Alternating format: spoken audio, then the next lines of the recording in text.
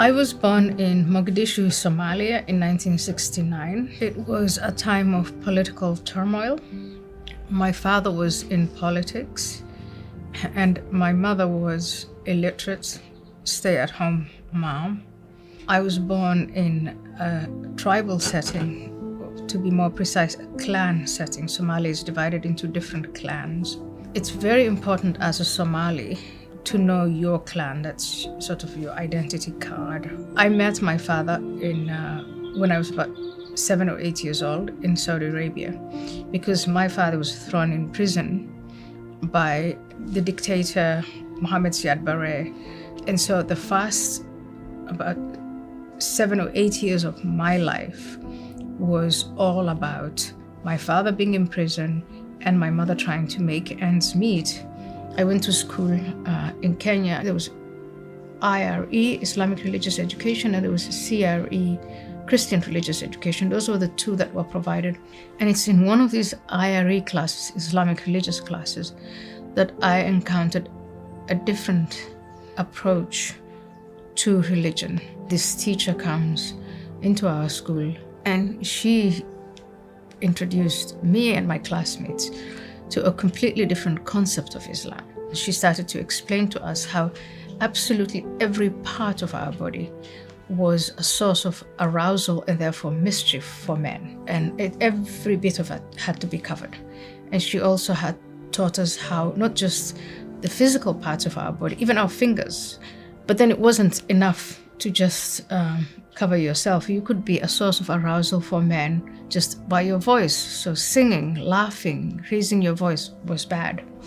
So that was the initiation into what she called not just being a Muslim in name only, but being a true Muslim. My father then comes back to Kenya. I was 21 going 22. And for a Somali Muslim man to have a daughter of that age unmarried is a conundrum. So when this Canadian man comes from his Canadian Somali relative, he comes to Kenya and they meet at the mosque. I was offered to him. And for my father, what was relevant was it's a time of civil war. Here's a provider. He's a good Muslim. He's our relative. He's our bloodline. Because he's our bloodline, you are guaranteed that he's going to treat you right. And I say, but I don't agree with you, Dad. I don't think this is the man I want to get married to. He's saying it's God's will. And there, you can't argue with God. You just submit and you obey. And that's it. The marriage was settled. As this whole process of marriage is taking place, the thoughts going through my mind is my mother's life, that I don't want to lead my mother's life. I didn't want to be persecuted by fate and live the way she lived. And so at the age of 22, I went to Holland and I asked for asylum. I didn't quite know how it would unfold, but it was a very attractive alternative.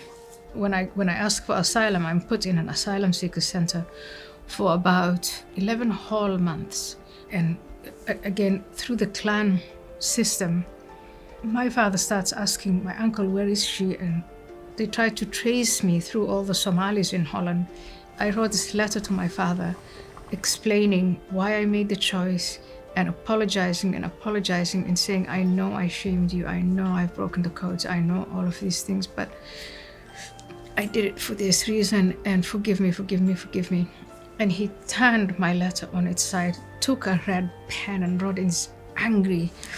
He cursed me and he disowned me and called me some really ugly names. And that was to show, again, you don't mess around with the clan. And that's what I did. And so within 4 weeks of my arrival in the Netherlands, the Dutch government gave me a refugee status, which is a permanent status. And I never looked back. And so in 2002, I remember thinking about it very seriously and concluding I'm not a Muslim. And there was a big fallout with my family, with my clan, with fellow Muslims, not just in the Netherlands, but beyond, of all the big bad, stuff that I have supposedly done, that's the worst. That's the one thing even your clan members cannot forgive you. Worse, it's your clan members who are supposed to punish you for this. So when it became public that I was no longer a Muslim, but I also openly criticized Islam's treatment of women, terrorism, etc., these people went to my father and they said, you are going to do something about this, or we will do something about it. In other words, you are going to kill her or we will kill her.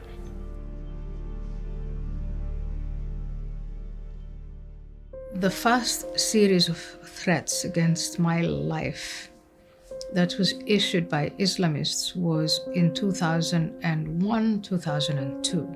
And that's only because I think on a television interview, I blurted out that I was not a Muslim. And then I remained in public critical of Islam. And that is the first series of threats. And by October of 2002, there's all these people going to my father, all of this tension building up, like she's next.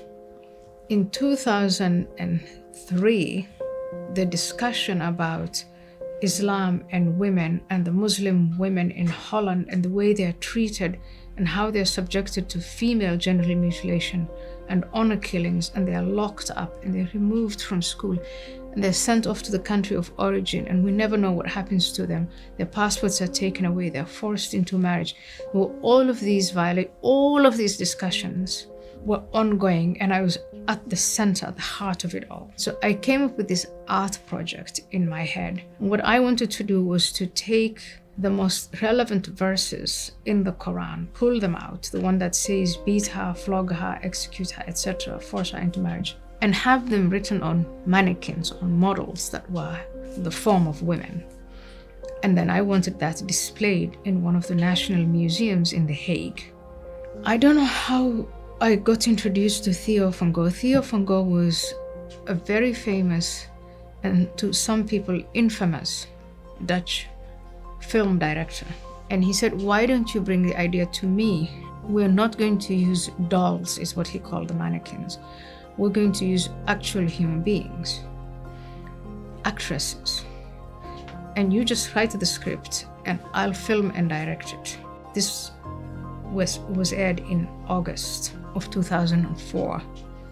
And in November, on the 2nd of November of 2004, it was a Tuesday morning, Theo was going to work. The murderer had a gun, had knives, was on a bicycle, chased Theo van Gogh, shot him. Theo crossed the road, all the while telling him, can't we talk about this? Which that sentence, everyone agreed, captured again this clash of civilizations or cultures, the uncompromising nature of Islam, and this let's talk about things, we'll find some middle ground. And they left a note on his body for me. The note is really a fatwa because it basically reads, it's you did this, you did this, you did this, and for these activities, this is the penalty on it, and it shall happen to you. That was the way he had structured it as a fatwa. So that is that's the tragedy that ended Theo's life.